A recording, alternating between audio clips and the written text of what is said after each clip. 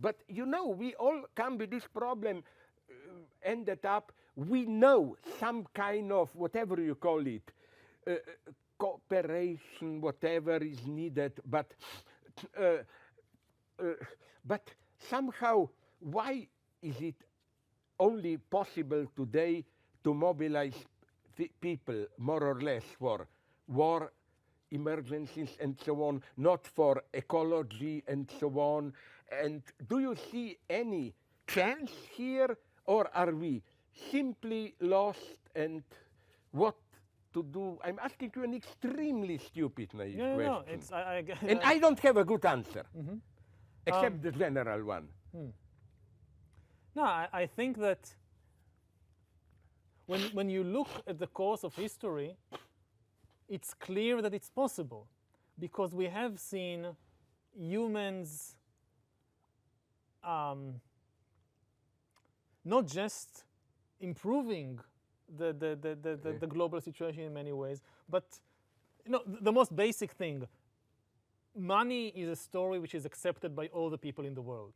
Yeah. I know that Marxists don't love money very much. No, but you know, I mean, you see the dollar is being accepted by China, by Putin, by North Korea. That's why they are now trying to replace it. They're trying to, but the very fact that they need to try and replace it, and it's so difficult, you do have some stories which are universal, which do manage to unify humankind.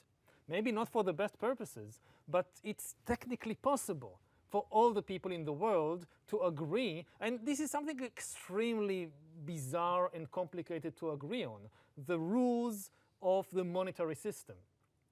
It's something extremely complicated. And people all over the world, maybe now it's collapsing, but they have managed to agree on that.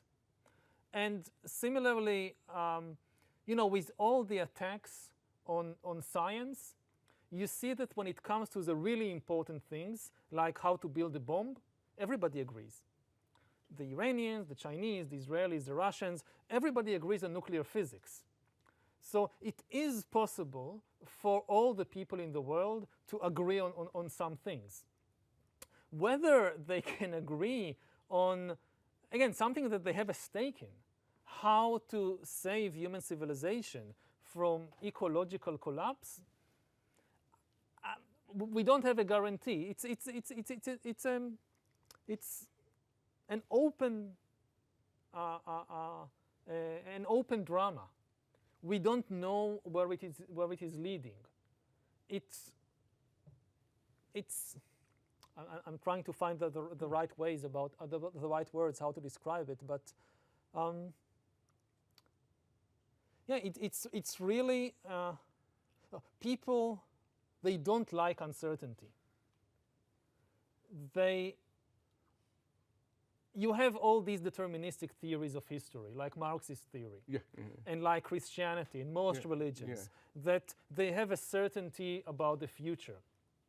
And even if the certainty is negative, is bad, people feel comfortable with it.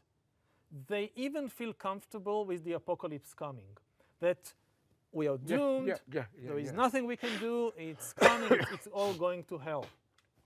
The thing they are most uncomfortable with is open-endedness. That no, we are now in this junction in history where it is still completely possible to save ourselves, but maybe we'll make the wrong decisions. Maybe at least some of us will make stupid decisions, and as a result, this will be the end of human civilization. It's completely possible. And the reasons that I personally am fascinated with the future, it goes back to the question of identity. People often think that identity is a function of the past, that who I am right now is the result of some story about the past. It could be a national past, a religious past, or a personal past. But it's also a function of the future. For me, you know, I think that my biggest problem, for instance, with nationalism is that I know for a fact that all nations will disappear in a couple of 1,000 years, millions of years. Sometimes as a teenager I realized there is just no way that the state of Israel and the Jewish people will still be here in 2 million years. It's just utterly unthinkable. And what does it mean for my identity now? If people, when they look for identity, they are looking to be part of something bigger and usually of something eternal. Because they realize that I'm going to die, but if I'm part of something eternal, then I'm safe. This something eternal can be personal, like my soul will continue to exist forever, or I'll be reincarnated forever, or to be part of a national community or a historical movement which is eternal.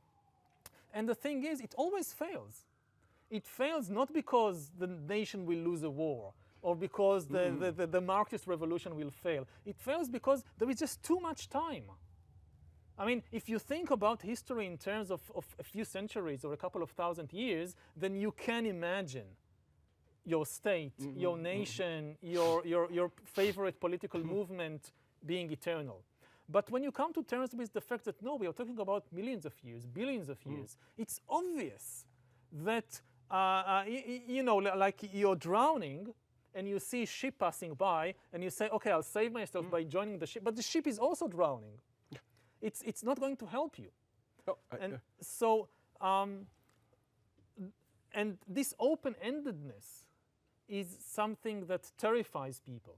It terrifies people when it comes to their identity, but it also comes to, they want a kind of, the complete story of humankind, even if it's going to the apocalypse. Can I give you an example? If I may just try to be as fast as humanly possible, but I'm not human. What you mentioned, yes, I met in Israel when I was there years ago, a member of a small group, but there are nonetheless a couple of 10,000 who even find Holocaust too unbearable as meaningless, and they told me it must have been God's punishment for the corruption of the way we were living in Europe. Well, this is a very common opinion really? among No, but isn't it horrible that you prefer this catastrophic vision of divine punishment to absolute meaningless openness? Second point, that's why I'm a Hegelian. Hegel is here much more materialist than Marx. Hegel says a thought cannot jump over its time. We can only describe what is happening now and some tendencies. But these tendencies are always rooted in our present. So Hegel would never have accepted this Marxist teleology. We know the general direction. Last thing, what you said about future. I totally agree with you. I would try to develop a whole theory of this, how not only, I always quote T.S. Eliot, you know that, every new work of art changes the entire past. Yes. I think the best theory of ideology was provided by a friend of Darwin, a theologist, who wanted to put together the fact that there are fossils and so on, and the fact that if you read the Bible literally, the world was created some 4,200 years ago. And you know what was his solution? Of course, Bible cannot be wrong. The world was created, blah, blah, but God directly created fossils and traces of past to give us a sense of false opening. Yes. But this is how ideology works. Every now contains its own past, its own future. And I agree with you. You begin with project, with future. Past is always the image of future.